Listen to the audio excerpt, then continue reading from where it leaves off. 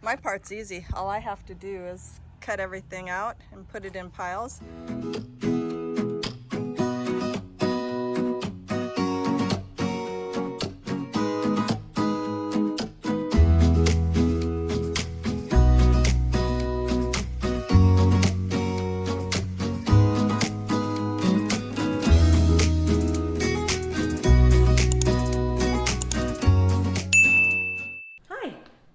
Here. Welcome back to Harvesting Heritage. Today I'm doing something completely different. It has been hovering around 100 degrees every day in Norco, and our vegetable garden is fried. So Darren and I decided we would go out and harvest all the tomatoes and clean out the tomato bins. It didn't matter if they were red or green, we harvested them all. I'm going to use the red tomatoes and make spaghetti sauce, and then I went online and found a pesto green spaghetti sauce that I'm going to try with the green tomatoes. I decided when I edit this video I'm going to go out of sequence, so you'll see us cleaning out the vegetable garden at the end of the video, and you'll watch the spaghetti making at the beginning because I think this will be fun. The first thing I'm going to do is start with carrots and celery. Now Channing made hers with carrot, celery, and onions, and it gave it this real umami, deep flavor in her spaghetti sauce that I really liked. Reading the canning book, it said to be careful with onions, so I'm just not going to put the onions in now. I'm going to add the onions when I actually go to use the spaghetti sauce.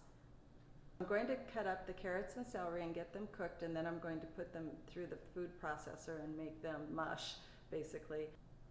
So I'm going to take the tomatoes and I'm going to blanch them, and what that's going to do is take off the skins. It'll be really easy.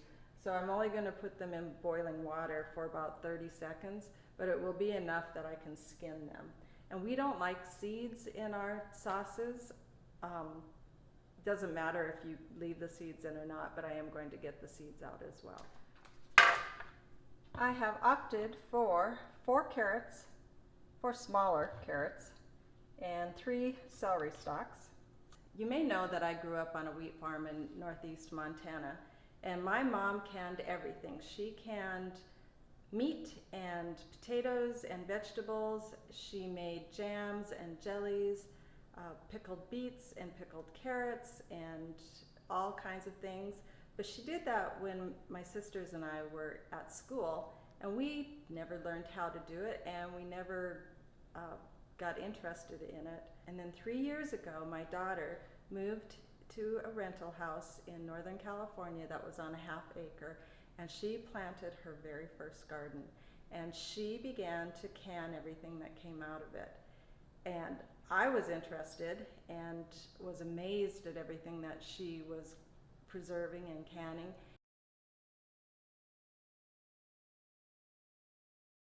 I like using avocado oil over olive oil or butter. It doesn't take very much.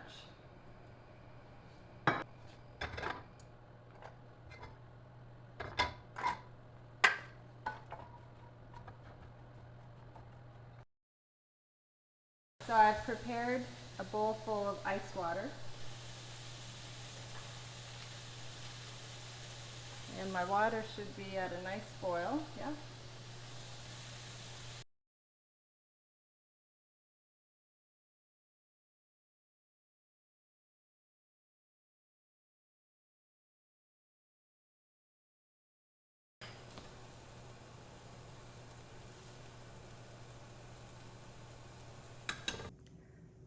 So the tomatoes are blanched, and the next item on our list to do is to skin the tomatoes. So I'm going to go over to the sink and get that done. So can you see my cute apron I got at an antique store? I love aprons, and especially when they're handmade.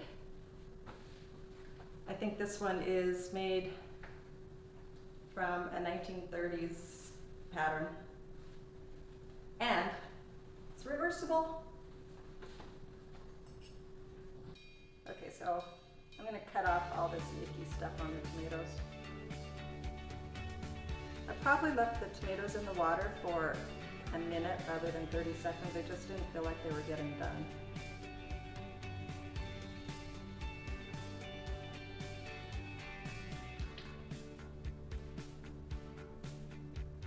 But I probably need to get it out of the cold water.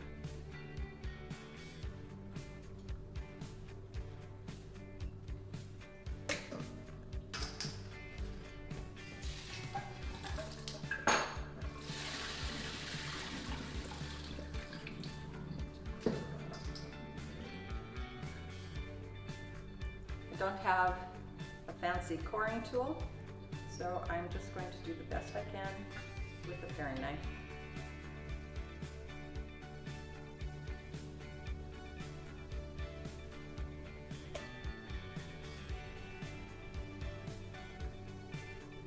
See how easy it is to skin these.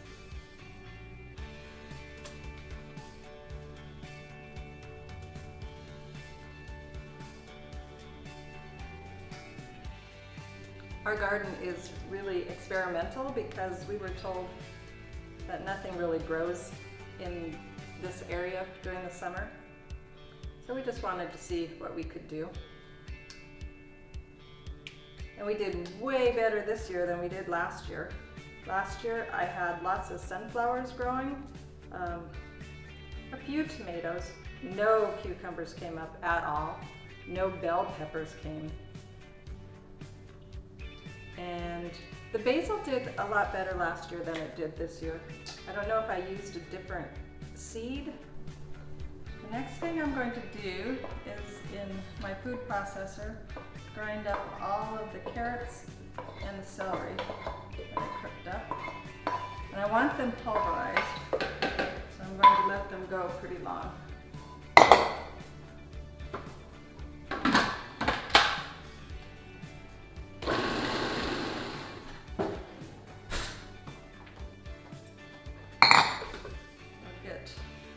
Put into a bowl, and then next I'll grind up the tomatoes we did.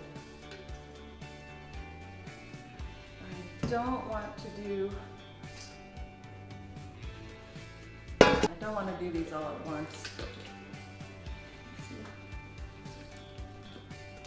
Maybe half.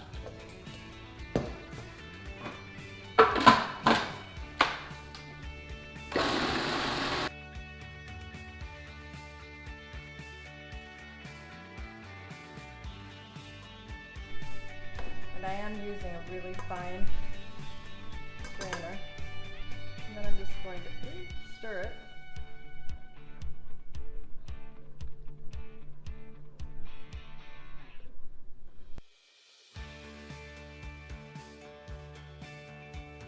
And the juice will go through, and what will be left will be the seeds.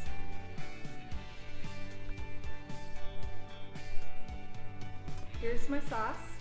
And I'm going to put in half of the carrots and celery that I cooked.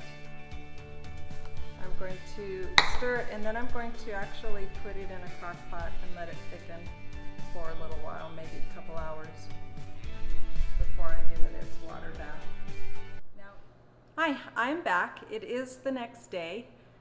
Darren came home last night and saw my sauce and asked me if maybe I could make it into tomato soup. So I thought, sure, why not? I did let it cool down, and then I strained it one more time to make it silky smooth. And then this morning I got up and researched on the internet some tomato soup recipes, specifically creamy tomato soup. Most of the recipes did tell me that I should use a roux, so I'm going to start with that. What a roux is equal parts fat. I'm using butter with flour, and this is a tablespoon of butter, a tablespoon of flour. Sometimes if you want a nutty flavor, you let the flour and the butter cook for a lot longer time till the butter is really dark. But they said for this soup, you just want the flour flavor to be gone, so you don't cook it that long. And then you pour in your liquid.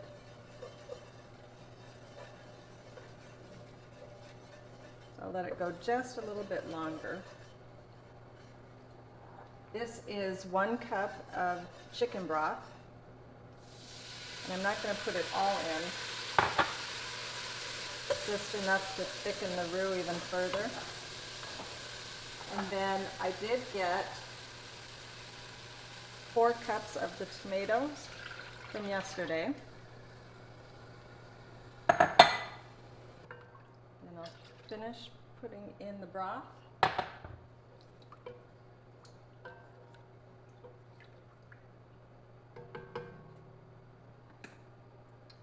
One ingredient that was unusual was a pinch of allspice.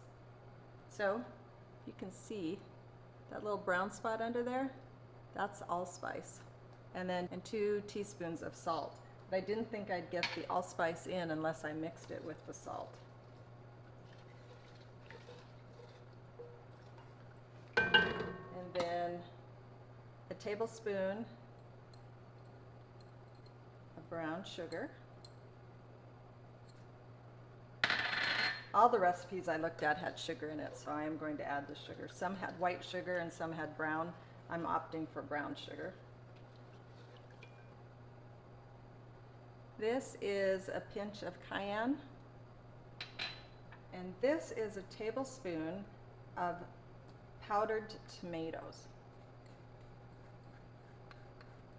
And I'm using it just because I had it, and I think it'll bring more flavor to the tomatoes. But I think I need a whisk to get that in. Oh, it does smell good though.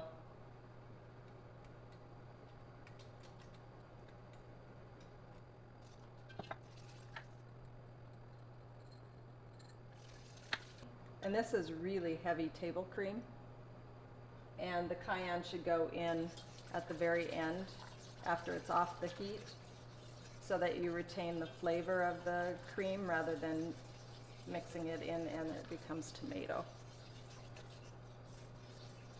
And that's it. When Darren gets home, he will have his tomato soup. I'm so excited for him.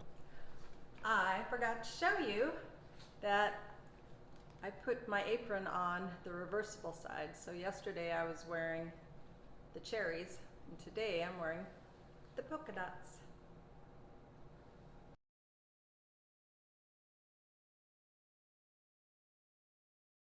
So my plan this morning is to clean up my entire garden here. What a dried up mess. It looks even worse from this angle. And there's lots of noise. There's airplanes, someone's cutting down their trees. So I'm just going to go ahead and work. Oh, look, first, I have all our onions to harvest. That's exciting. Few tomatoes left, but they're pretty dried up.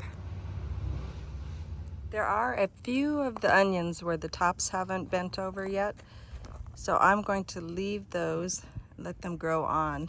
But boy, I have a huge harvest here. Very excited. We use onions a lot. And this will be a second harvest of, I think these are Walla Walla onions in here that I planted. And they're just getting started. We don't have a frost here in Norco, so these can grow on. This plant is my succession plant of my ground cherries. It's looking pretty good. It can deal with the 100 and plus heat that we're having. Tomatoes, on the other hand, not so much. Another ground cherry that's done for the season, but there's a bunch that I can harvest.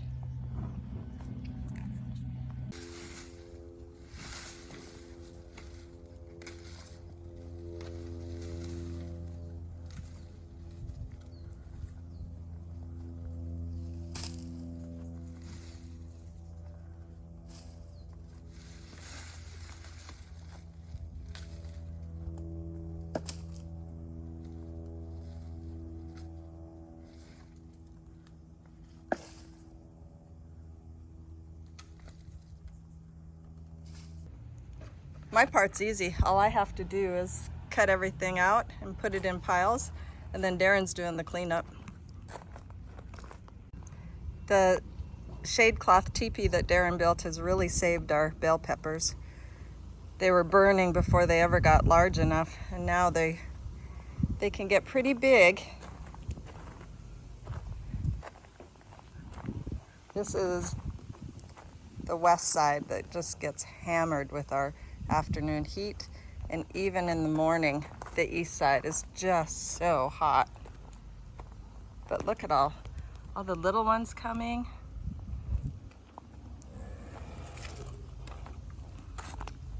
So we have orange and red and green and yellow ones. The crepe myrtle is blooming purple. Isn't that pretty?